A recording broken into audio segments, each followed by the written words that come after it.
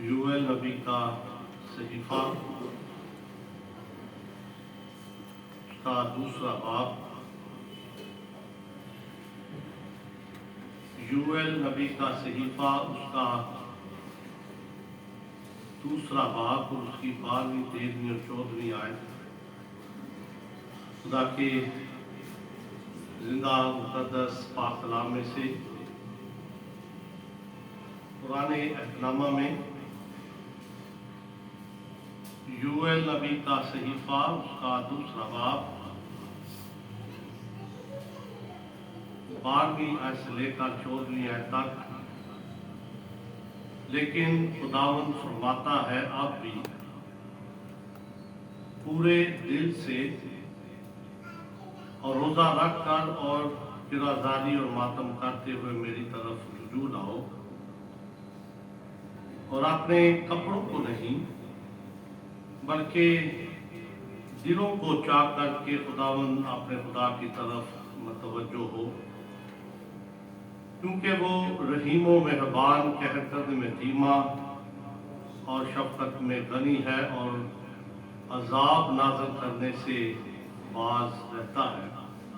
कौन जानता है कि वो बाज रहे और बरकत बाकी छोड़े जो खुदावंद तुम्हारे खुदा के लिए नज़र की कुर्बानी और तपावन हो।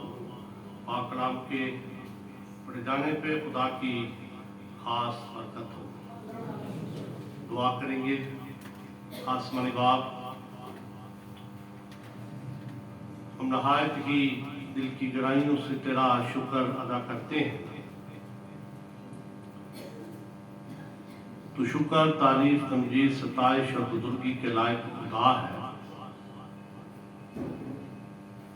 तेरा शुक्र करते हैं कि खुदा तो अपने जिंदा मुकद्दस पाक कलाम में से सिखाता है, समझाता है, ताकि हम इस कलाम पर अमल करते हुए अपनी अपनी जिंदगियों पर गौर करें। जलाल के बादशाह, रहमतों के बानी, कामिल करने वाले रब, तेरा शुक्र करते हैं तेरे जिंदा मुकद्दस पाक कलाम के लिए, राह के लिए रोशनी और कदमों के लिए चिराग है। खुदावंद इस कलाम की रोशनी में हम अपने आप को परखते हैं, जांचते हैं। तेरा जिंदगी बख्श कलाम हमारी रहनुमाई करता है, हमें सिखाता है, ताकि हम इस कलाम पर अमल करते हुए अपनी अपनी जिंदगियों पर गौर करें।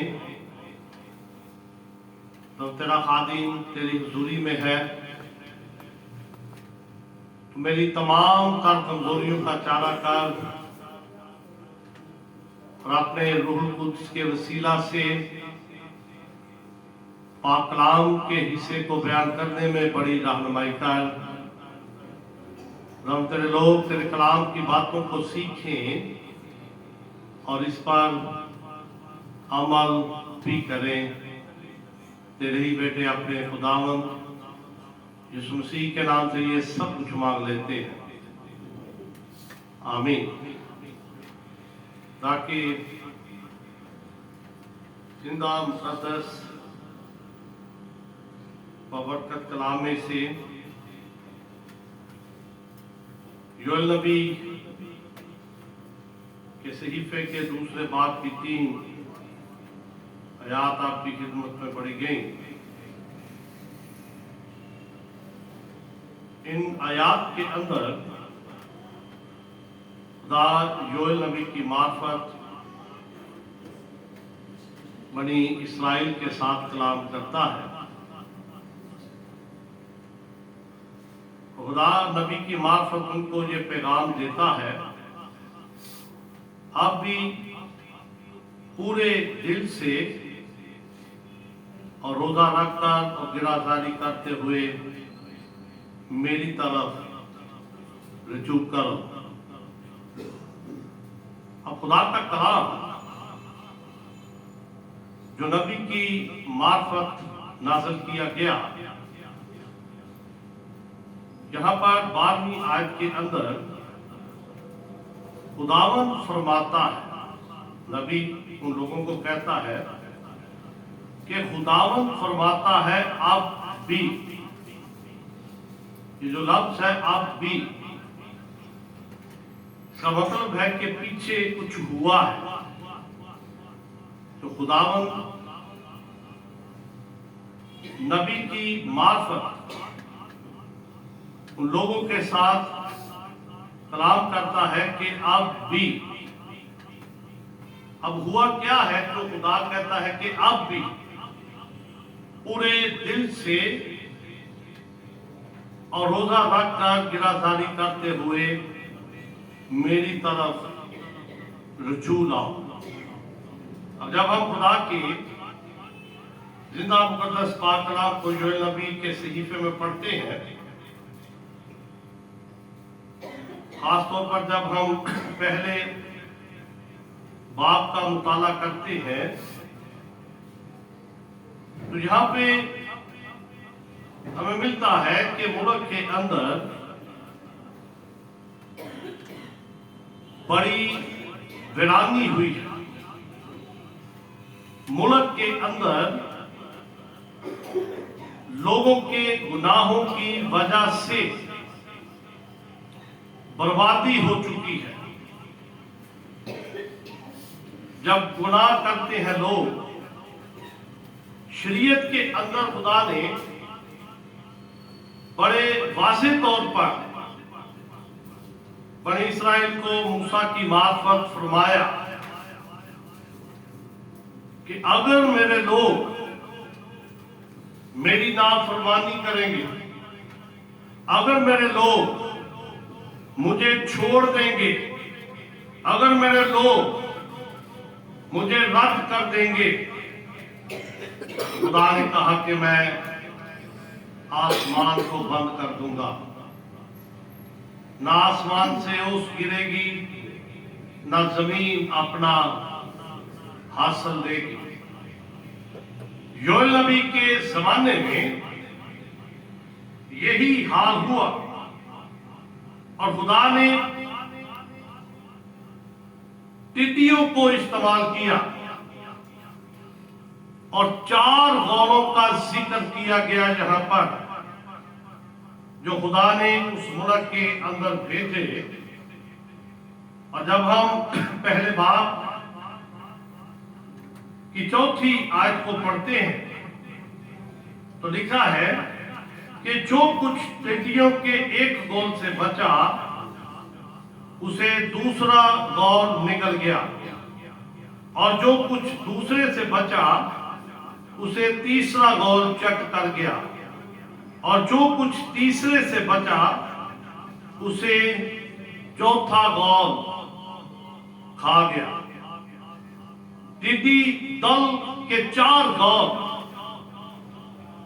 मुल्क के ऊपर भेजेंगे और टिड्डियों ने सारा अनाज चट कर दिया।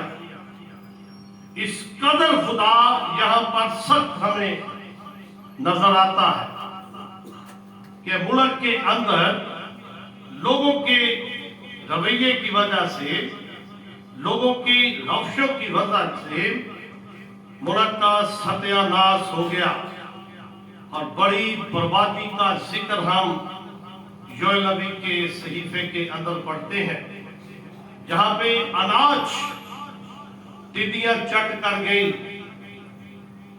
लोगों ने कहा कि हम नई खेती करेंगे, नया अनाज पैदा होगा, लेकिन खुदा ने पानी जो बारिश थी, खुदा ने आसमान को बंद कर दिया। अगर आप पहले बाब की 17वीं आयत को पढ़ेंगे तो लिखा है बीज ढेलों के नीचे सड़ गया गले खाने खाली पड़े हैं, खत्ते तोड़ डाले गए, क्योंकि खेती सूख गई। इस कदर मुल्क के अंदर बर्बादी हो चुकी थी।